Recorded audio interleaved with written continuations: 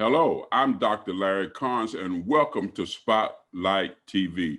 We're so excited for you to join us today, and we have a very special guest, Linda Arena. Linda, how are you today? I'm good, Ed. How are you? I'm doing well, thank you for asking. Welcome to Spotlight TV. Do me a favor, introduce yourself to our viewing audience before we get into this book that you've written. Well, I'm a retired railroader. I am also a mother, grandmother, great-grandmother. I'm 76 and going. I'm still going. That's a good thing, isn't it? Yeah. Retired railroader. For now, yeah. Wow, retired railroader. That's powerful. Yeah. Awesome. Now listen, here we are. Guardians of the Crystal Skull, the 13th Order. I noticed that you have a scripture written here. It says Luke 8:17, and for nothing is hidden that will not be revealed, nor anything secret that will not be known and come to light. And then you make a very powerful statement I thought was so interesting. Maybe your idea of creation isn't what you were taught. Speak to us about that. Well, it's going to make a lot of people angry, but I don't believe in God as a man sitting on a cloud on a white throne. I don't believe that. I believe we are all part of the universe, and that dictates to us who we are, that kind of thing. And I just think that if you delve deep into all the aspects that are out there, such as mythology, for one, I believe that's our true history. I don't think people expand wide enough. So you're thinking that people have a limited view, a limited aspect of the true essence of who we are. Correct, I do. Now, speak to me about, I noticed the scripture. What's the significance of the scripture in Luke 8:17, and you having that in the book? Creation is so much bigger than we think it is. And if you look, you'll find all the pieces. And I think people should do that. I think they should expand their mind. I think they should think bigger. I want them to think bigger. Okay, you're saying get outside the box. Yeah. Now, listen, you say something here. Rachel, a naive farm woman, has led a sheltered life, but then she partners with the aliens. That's interesting as I was reading that. Talk to us about that. Okay. The book starts out, there's catastrophes happening right and left due to the 9.2 earthquake that had that big tsunami. And it shifted the Earth's axis. Therefore, we're in trouble. That's what caused Katrina, the earthquake in New Zealand, it caused Haiti, and those are all true facts. So the aliens, there's a mystery about Mount Shasta, and it's been documented for centuries that there are beings that live inside the mountain. It's a twin volcano, and they have seen spaceships fly in and out of that mountain for centuries. So that's where that came from. And she's got to partner with them to write the axis shift. That's the basis of the book. Now, when you speak of Mount Shasta, is that fictional or is that factual? That's factual. Okay, it's documented that there have been aliens and spaceships flying in and out of that mountain. Correct. How have they documented? Say again? Centuries, yeah. For centuries. How has that been captured so that we are knowledgeable or become aware of these different things, these phenomena that are taking place? Oh, geez. There's you can go on the internet and look at the mystery of Mount Shasta. Okay. It tells it all there. There's religious groups that still go up there hoping to come across one of them. They are benevolent and they help people like lost hikers, people who break down in their cars. That's what I've heard. Correct. Okay. So when they lend assistance to them, I noticed something here. You say that speaking of Rachel, she's catapulted on a journey teeming with spaceships, teeming with challenges. And now you talk about her journey, but there are challenges that are also connected to her journey. Correct, because she's never been off her farm. Wow. So what are some of those challenges that she encountered? Never been off the farm. Now she's leaving the farm. What are some of those challenges that she encountered? Flying in an airplane, driving in a car for long distance. She's got to go clear to New York. And she's in Sacramento area. She's never done anything like that. Her food has been brought to her. There's a reason for that, but I don't want to give away too much. So little secret there, little secret, yeah. But she's totally naive about the world outside her farm, totally. Okay.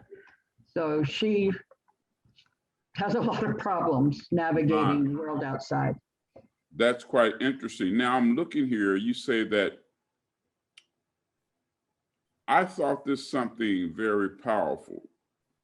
She travels across the United States hunting crystals to repair their spaceship. And ultimately, she must venture into outer space to locate and replace the crystal skull back in the grid. That's correct. Never been off the farm. Nope. Now she has to travel across the United States.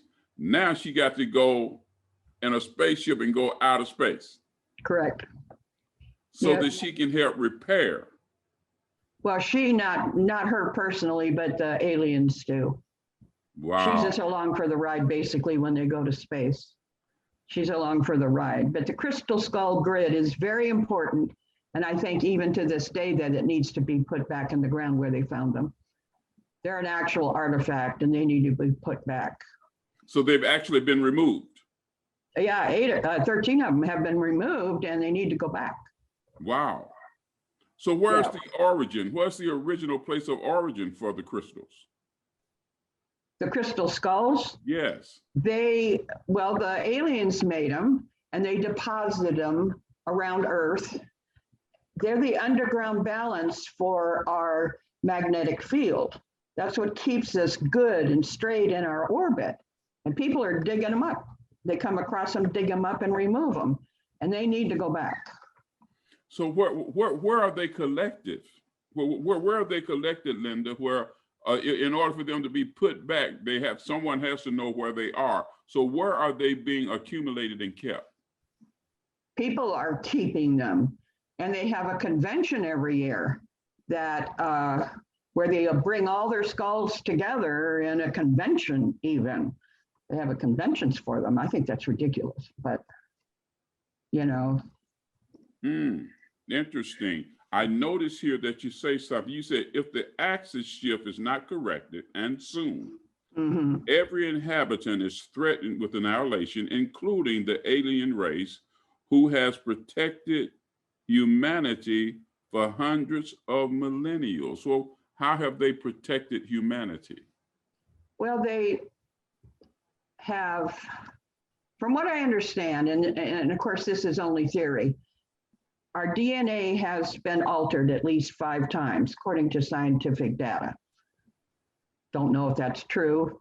They say it's true, but they don't, they just watch out for us. They record how we live and what advances we make. And, they're keeping track of who we are as a person, our evolution. So they just look out for us. Wow, that is quite interesting, So it's essential if what I'm hearing is they're just stuck unless those skulls are replaced. Well, she's got to get crystals to put back in the ship so they can put back the crystal skulls in the grid.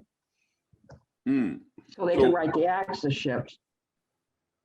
When that 9.2 earthquake hit Indonesia, it did shift our wobble 3.19 degrees out of rotation. And that's fact.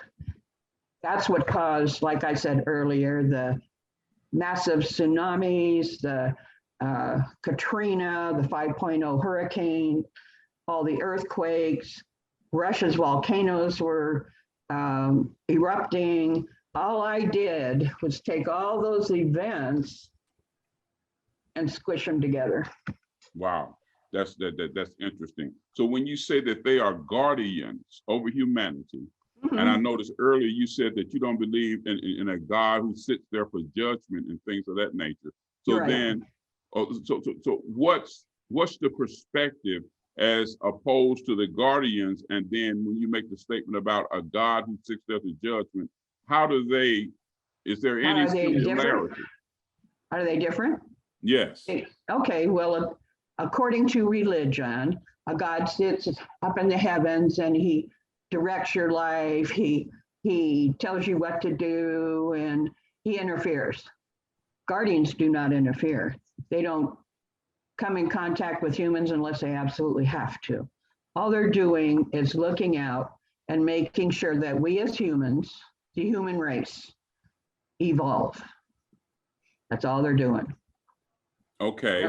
They're not interacting with any humans at all. But they're interacting with Rachel. Huh? But they have some interaction with Rachel. Yes, they have to, because they can't just walk out of the mountain and say the sky is falling. They have to find someone, a human, which Rachel knows about them. She knows about one of them. She doesn't know about all of them, but she does know about one, because he goes and sits, there's a big lake by her farm, and he sits across the lake and has sat there ever since she was a little girl. And she almost drowned, and he lifted her up and put her back on the dock. So she is aware of him. They've never had contact, but she is aware of him. And he's got to go and ask her to help. Because she's not afraid. She knows him. Interesting, an interesting concept with that. So now, so the aliens, they help guard over humanity. Yeah. And then from the other perspective, you say that the God of creation, who you say religion promotes, doesn't guard over humanity, but he controls humanity. I don't know that control is the right word. He interferes. The God that sits in the cloud and the throne, supposedly he interferes, where these do not. They don't interfere. They just keep track of our evolution. Wow, that's quite interesting. That's very interesting. Okay, well, that's an interesting perspective. I know that people are going to be interested. They're going to be curious based upon what they've heard here. Let's do this. I want everybody to read it. It's good for women and children and men. I got a lot of men that read it and they love it. Okay, take about 60 seconds. If there's an email, the way that people can contact you via email, take about 60 seconds and tell our audience how they can do that, and then let them know how they can get your book. Okay, you can email me at linda60arena@yahoo.com. You can go to amazon.com, and all three of the books are there. I do have three. And it's all one story. So it's a continuation of the one we're talking about. And they're all three there. I do have a website that's not quite finished, where I'm in the process of finishing it. So it's, I believe it's booksbylindaarena.com, I believe is what it's going to be. Okay, wow. Gave us lots of information. It's going to open some eyes and have people to look and think about some things, looking from a different perspective. I trust that you've had an enjoyable time with us today. I have. This has been a blast, and I want to thank you so much. Oh, You're a you're good so host. welcome. You're a really good host. It kept me not nervous. Well, I'm humble. Thank you so much. You know, we Uh-huh. want you to be relaxed. We want you to be comfortable and just Hmm. share with us this Yeah. awesome book that you've written. It's Linda Arena, as you all have heard, Guardians of the Crystal Skulls, the 13th Order. I'm Hmm. Dr. Larry Carnes. It's been a pleasure to have you with us here for Spotlight TV. That's our special guest, Linda Arena. And look, make sure that you join us again right here for Spotlight TV.